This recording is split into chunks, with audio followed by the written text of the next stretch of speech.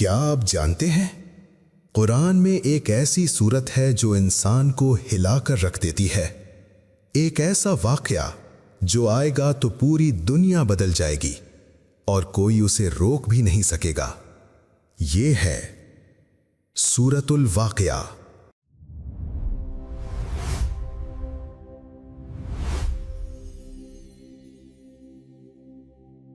قرآن کہتا ہے جب الواقعہ یعنی قیامت آئے گی تو زمین کانپ جائے گی، پہاڑ ریزہ ریزہ ہو جائیں گے اور انسان حیرت میں رہ جائے گا۔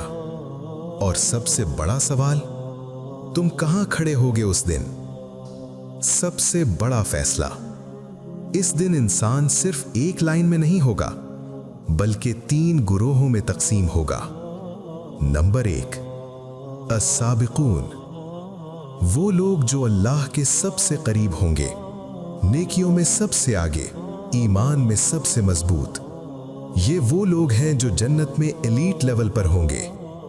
نمبر 2، اصحاب الیمین، نیک لوگ، کامیاب لوگ جنہیں دائیں ہاتھ میں نامہ اعمال دیا جائے گا۔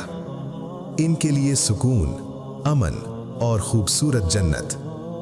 نمبر 3، اصحاب الشمال، اور پھر وہ لوگ جو حقیقت کو جھٹلاتے رہے، جو گناہوں میں ڈوبے رہے، ان کے لیے جہنم اور ہمیشہ کا پچھتاوا۔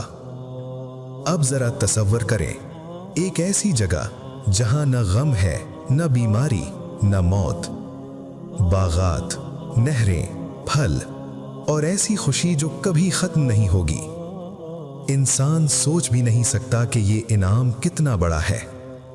لیکن دوسری طرف آگ جو ختم نہیں ہوتی، کھولتا ہوا پانی اور ایسا عذاب جس سے کوئی بچ نہیں سکتا، اور سب سے بڑا درد، پچھتاوا۔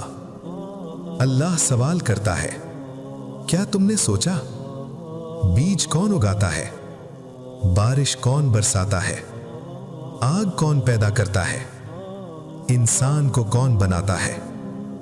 جواب صرف ایک ہے، اللہ۔ اور پھر وہ لمحہ جب روح جسم سے نکل رہی ہوتی ہے، انسان چاہتا ہے رک جائے، لیکن وقت نہیں رکتا۔ سب کچھ ختم اور حقیقت شروع۔